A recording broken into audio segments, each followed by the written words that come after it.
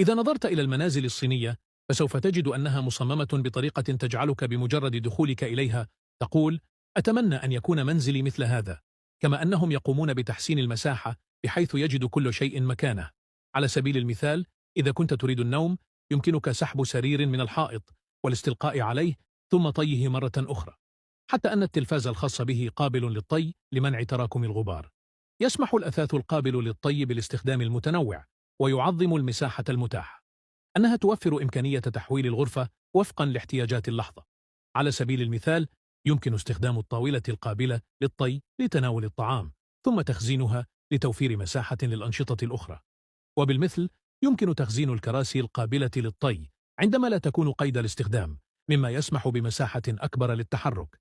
من خلال استخدام الأثاث المعياري ومتعدد الوظائف، من الممكن الحفاظ على بيئة نظيفة ومرتبة دون التضحية بالراحة اللازمة.